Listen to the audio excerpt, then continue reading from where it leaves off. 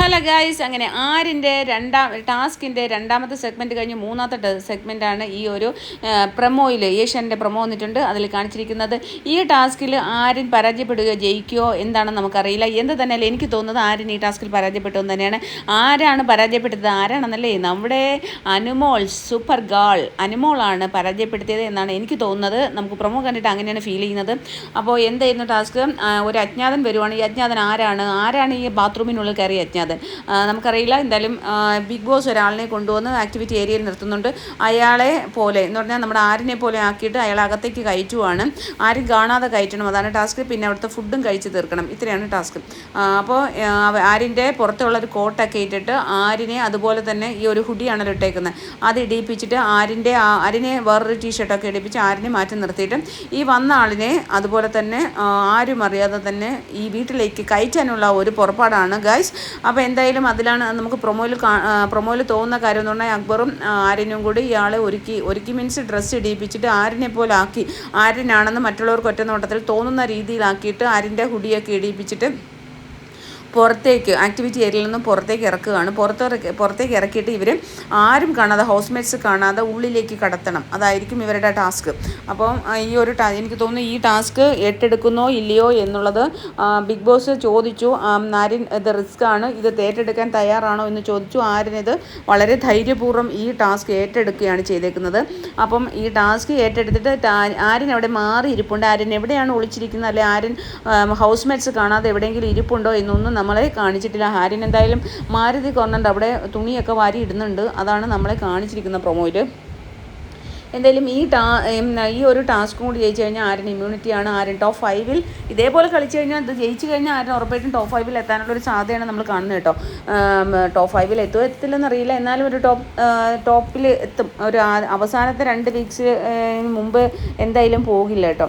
അപ്പോൾ എന്തായാലും വളരെ രഹസ്യമായിട്ട് അക്ബർ കൊണ്ടുപോയി ആര്യൻ പറഞ്ഞു കൊടുക്കുന്നു ഈ വഴി കയറണമെന്ന് പറയുന്ന ബാത്റൂം ഏരിയയുടെ നമ്മൾക്ക് പുറത്തേക്ക് ഗാർഡൻ ഏരിയയിലൂടെ കടക്കാനുള്ള വാഷിംഗ് ഏരിയ എന്നൊരു ഡോറുണ്ടല്ലോ, ആ ഡോറ് വഴിയാണെന്ന് തോന്നുന്നു കയറ്റുന്നത്.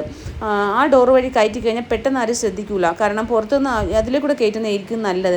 അപ്പോൾ അയാൾ വളരെ രഹസ്യമായിട്ട് ഒളിച്ചൊക്കെയാണ് കയറുന്ന. ആ ജയിലിൻ്റെ അവിടെ നിന്നുള്ള ആ ഒരു ദൃശ്യമാണ് നിങ്ങൾ കാണുന്നത് കേട്ടോ. അപ്പോൾ അതിനുശേഷം ഇയാളെ കൊണ്ടുപോയി ആ ഒരു ഭാഗത്തൂടായിരിക്കും മേ ബി കയറ്റുന്നത്. നമ്മളെ കയറ്റുന്ന ഏരിയ കൂടെ അന്ന് കാണിച്ചിട്ടില്ല. പക്ഷേ എനിക്ക് തോന്നുന്നത് ആ ഒരു പിന്നെ ഗാർഡൻ ഏരിയയിലോട്ട് ആ വാഷ്റൂം ഏരിയയിൽ നിന്ന് ഇറങ്ങാനുള്ള ആ ഡോറ് വഴി, നമ്മുടെ ജയിലിൻ്റെയൊക്കെ ഭാഗമുണ്ടല്ലോ, അതുവഴിയായിരിക്കും കയറ്റിയിട്ടുണ്ടാവുക. എന്നിട്ട് ഒരു ബാത്റൂമിലേക്ക് കയറ്റുവാണ്. ബാത്റൂമിലാകുമ്പോൾ പെട്ടെന്ന് ആരും അറിയില്ലല്ലോ, അപ്പോൾ ബാത്റൂമിലാണ് കയറ്റുന്നത്. അപ്പോൾ എനിക്ക് തോന്നുന്നത് രാത്രിയിൽ കുറച്ച് കഴിഞ്ഞിട്ട് നമുക്ക് രാത്രിയിലായിരിക്കും ഇതിൻ്റെ ലൈവ് കാണാൻ പറ്റുക.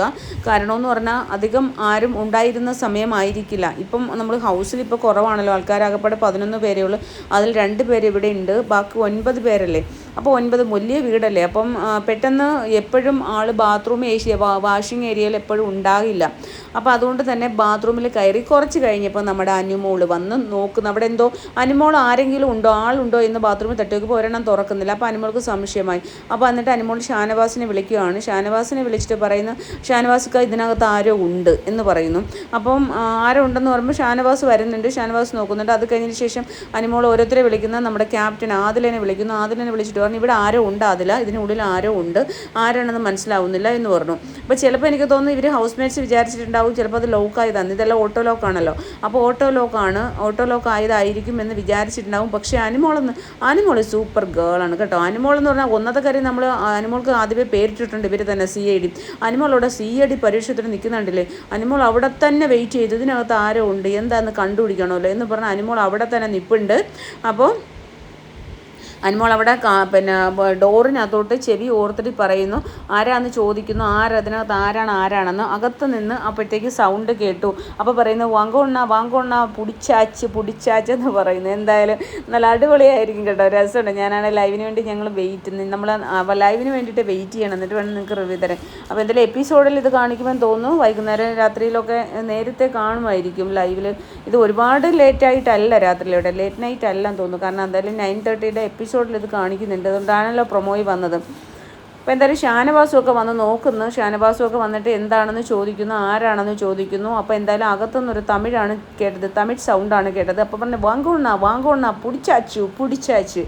അപ്പോൾ എന്നാലും നമ്മുടെ സൂപ്പർ ഗേൾ അനുമോള് എന്തായാലും ആരിൻ്റെ ടാസ്ക് പൊളിച്ച് കൈ കൊടുത്തു. യഥാർത്ഥത്തിൽ പറഞ്ഞാൽ അനുമോൾക്ക് അവകാശപ്പെട്ട ഒരു ടാസ്ക് ആയിരുന്നത്. കാരണം ഇമ്മ്യൂണിറ്റി അവൾക്കായിരുന്നു. പക്ഷേ ഏറ്റവും നല്ല പെർഫോമൻസ് ഈ ഒരു വീക്കിലി ടാസ്കിൽ ഏറ്റവും നല്ല പെർഫോമൻസ് നന്ദിനിക്കുട്ടിയായിട്ട് ചെയ്തത് അനുമോൾ തന്നെയാണ്. അപ്പോൾ അനുമോൾ തീർച്ചയായിട്ടും ആ ടാസ്ക് അനുമോൾ തന്നെ പൊളിക്കണം. അനുമോൾക്ക് അവകാശപ്പെട്ട ഒരു അവസരം